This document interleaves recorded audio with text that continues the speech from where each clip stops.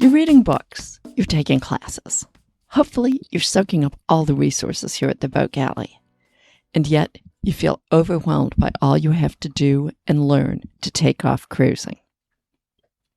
Hi there, I'm Carolyn Sherlock, and on this episode of the Boat Galley podcast, I'll share the fact that every cruiser faces down this wall of uncertainty, and I'll give you a few tips to make it more manageable.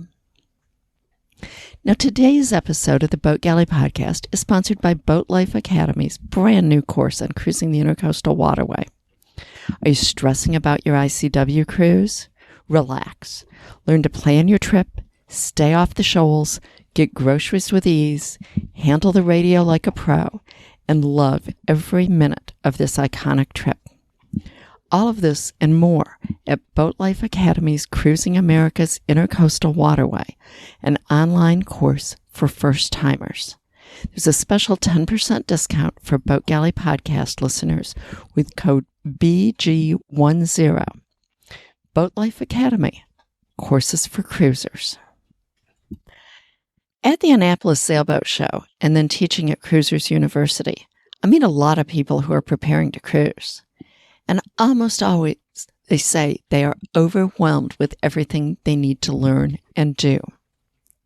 And then, not too long ago, I was talking to Lynn Party, who's done 2 circumnavigations and has written numerous books on cruising. And she made a very telling point about when she and her husband, Larry, began cruising a number of years ago. There wasn't all this information available, she said. We didn't know what we didn't know. We just left and figured things out as we went along. The combination today of the internet, ASA classes, and Cruisers University, as well as other online courses such as our sponsor today and the Boat Galley, has made it easier than ever to gain skills before heading out. And that's fantastic.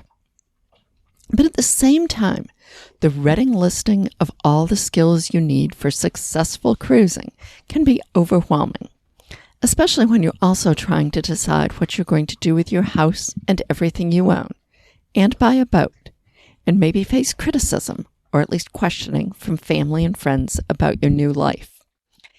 Add in insurance companies' requirements for certifications and experience on similar-sized boats in similar waters, and perhaps their requirement that you have a captain aboard anytime you leave the dock, and the feeling of incompetence really ratchets up. Some comments I've heard. I wonder if I was nuts to think I could do this. It's just too much to learn. And from a just starting out cruiser, I really wanted to do something new and different, and I am, but I had no idea how stressful it would be. I think I'm glad I'm doing it, but some days I wonder. For most of us who weren't raised on cruising, deciding to go cruising is taking on a big challenge, one that can easily overwhelm us. But I'm here to say, everyone hits the wall in preparing to cruise. I did. Both times.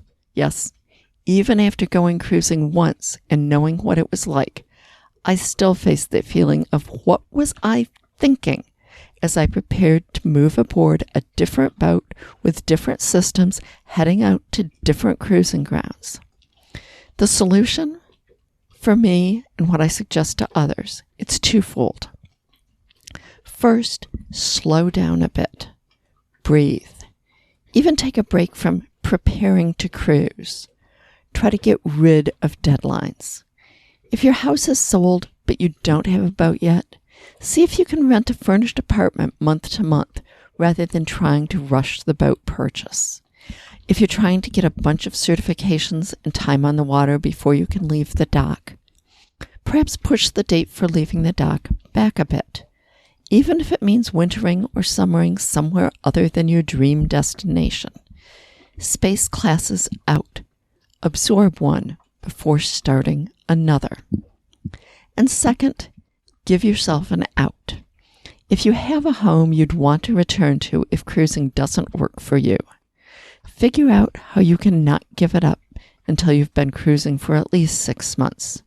Better yet, a year. If you know you'd want to move, even if you weren't going cruising, then go ahead and sell it or don't renew the lease.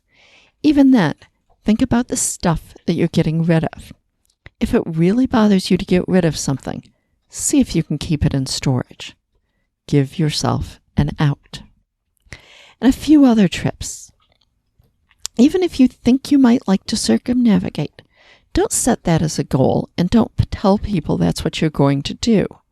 In fact, don't set any goals.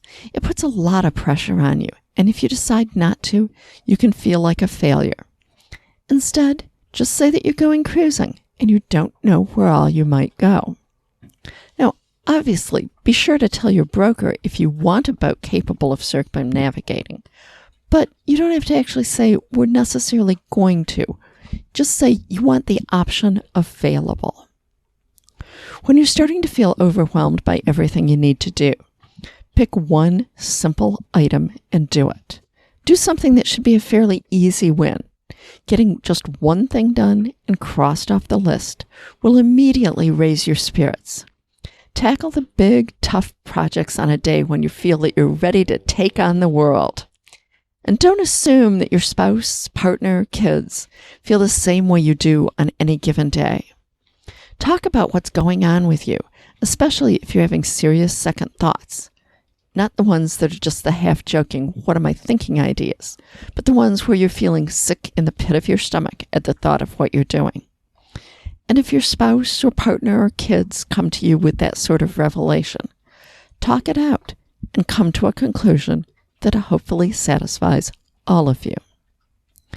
Now, if you find one particular class mind-boggling, or don't pass one that gives a certification, don't give up. Perhaps find someone that teaches the material differently, or study the material on your own at a slower pace. Ask for help. Different people learn differently, and most likely the class was just not a good match for you. It's not that you cannot learn the material. It just wasn't the right way for you to learn it. Yes, there are things that you need to know before you leave, but no matter how well prepared you are, you'll learn as you go, and that's okay. Are you having serious second thoughts about what you've tackled? I find it helpful to go back and write down my reasons for having wanted to do whatever it is in the first place, and then see if those reasons still hold true. If so, maybe it's time to just grit my way through the present discomfort. But if not, perhaps it's time to reevaluate. One technique I learned years ago for making a tough decision was to simply choose one way or another, and then see how you feel about it. Are you happy? Then it was probably the right decision. Are you disappointed? Well then, think about changing your mind. And perhaps that's the most important thing to realize. You can change your mind at any time. Sometimes just that knowledge is all I need to continue moving forward. I hope you found this episode of the Boat Galley podcast helpful. Please be sure to subscribe in your favorite podcast app and tell any friends with similar questions that they should be listening to. Thank you.